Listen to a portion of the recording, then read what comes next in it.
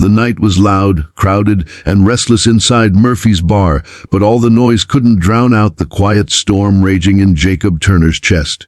He sat alone in the far corner, nursing a glass of water instead of whiskey, watching the door as though expecting something he couldn't name. His broad shoulders bore the invisible weight of years in combat zones, a decade of service as a Marine that ended with scars on his body and deeper scars inside his soul. Now, he was a single father raising his 7-year-old son Ethan, trying to hold on to a semblance of peace. The world had changed when his wife passed away 2 years earlier.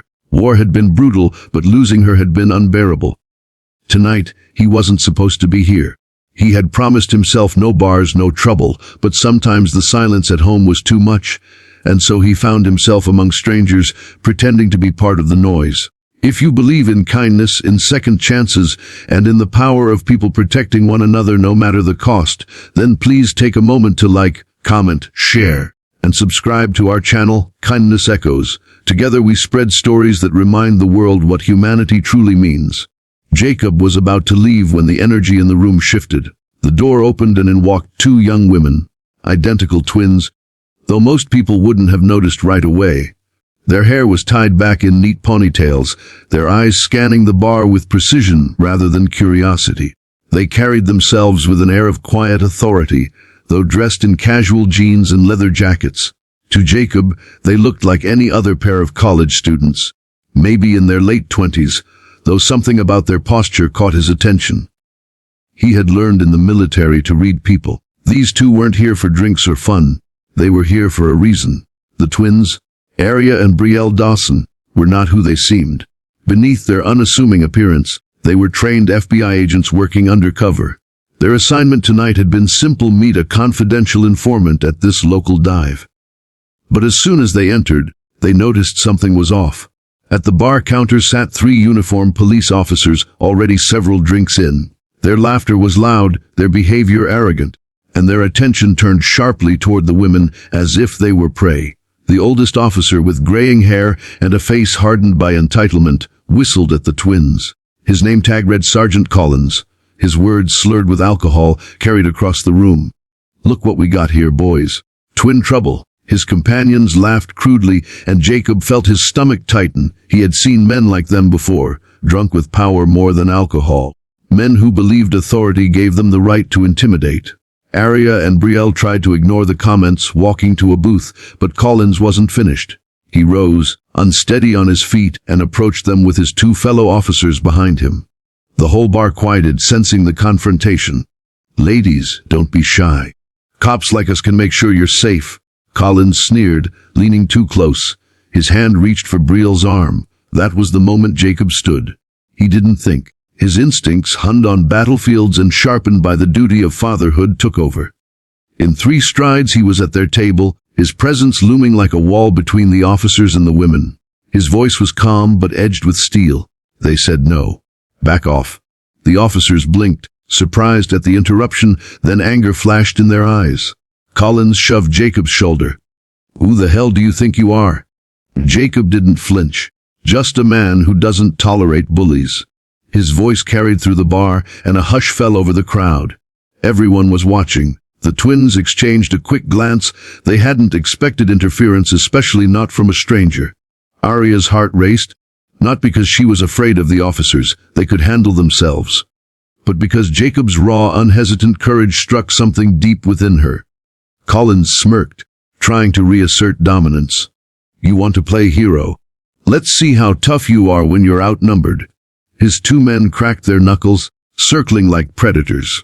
For a moment Jacob wondered if this was his breaking point. He had sworn never to fight again after the war. Violence had taken too much from him already. But as he thought of Ethan, sleeping peacefully at home, he realized some fights weren't about violence. They were about standing up for what was right. And if he didn't, what kind of man would his son grow up believing him to be? Collins lunged, shoving Jacob hard. Jacob planted his feet, steady as a tree, then sidestepped with swift precision, using the man's momentum to send him stumbling into a chair. The other 2 officers charged. Jacob's training resurfaced in fluid motion, ducking, deflecting, disarming without striking. The bar erupted in gasps as the veteran defended himself with controlled restraint. He wasn't trying to hurt them, only stop them. But the officers grew angrier, their pride wounded before a crowd. Arya knew they couldn't let this spiral. She reached beneath her jacket, revealing her badge just enough for Brielle to see. They had a choice: stay undercover or end this now. Brielle gave a sharp nod. In unison, they stood, their voices cutting through the chaos with startling authority. Federal Bureau of Investigation. Everyone stepped back. The entire bar froze. Jacob himself blinked in shock, turning toward the twins. The room that had moments earlier been thick with hostility now buzzed with stunned silence. The officers paled as the reality struck them. Arya and Brielle displayed their badges clearly now, their tone commanding. "Sergeant Collins, you and your men are under investigation. Consider this your final warning. Sit down." The officers stammered, caught between denial and fear, but the shift in power was undeniable. With the weight of the FBI behind the words, their arrogance collapsed. They backed down, muttering curses, and slumped into their seats. Jacob stood still, heart pounding, realizing what had just happened. He had stepped into a fight thinking he was protecting two young women in danger, only to discover they were far more capable than anyone knew. He should have felt embarrassed, but instead something stirred inside him: admiration. Not because they were FBI, but because they had stood their ground with unshakable strength. Arya turned to him, her expression softening. "You didn't know who we were, did you?" He shook his head slowly. "Didn't matter. I saw something wrong. That's all I needed to know." For the first time in years, Jacob saw in someone else the same fire he thought he had lost, the fire to protect, to fight for justice even when it wasn't easy. Arya and Brielle saw it too, though they also saw the wariness in his eyes, the hidden battles he carried silently. The bar emptied slowly after that, whispers following the officers who now sat humiliated. Jacob lingered, unsure if he should stay or go, but Arya approached him, her voice gentler than before. "You were willing to put yourself at risk for strangers. Not many people do that anymore." Jacob gave a faint, weary smile. "It's just what you do when you've got someone at home looking up to you." The conversation that followed wasn't long, but it mattered. Jacob spoke briefly of Ethan, his little boy who still asked if Mommy was watching from heaven. Arya and Brielle shared that their father had also been a veteran, lost when they were teenagers, and how it had shaped their decision to serve. In that dimly lit bar, three lives intersected in a way none of them expected. Bound by grief, duty, and the belief that standing up mattered. As daylight crept through the windows hours later, Jacob walked out into the morning air. The sun warmed his face, and for the first time in years, the weight on his chest felt lighter.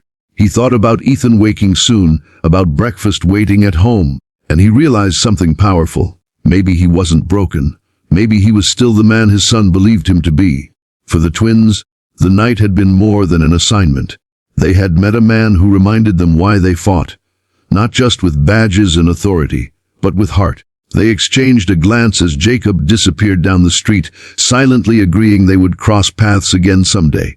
If this story touched your heart, if it reminded you that courage still lives in ordinary people and that kindness is never wasted, please like, share, comment, and subscribe to Kindness Echoes. Your support helps us continue sharing stories that inspire change. And before you go, we have one special request. Drop a comment below telling us what kindness means to you. Jacob Turner walked back into his life that morning carrying no medals, no headlines, just the quiet victory of knowing he had stood up, not just for two strangers, but for the man he still was deep inside. And in that small act of courage, he had found something even greater: hope.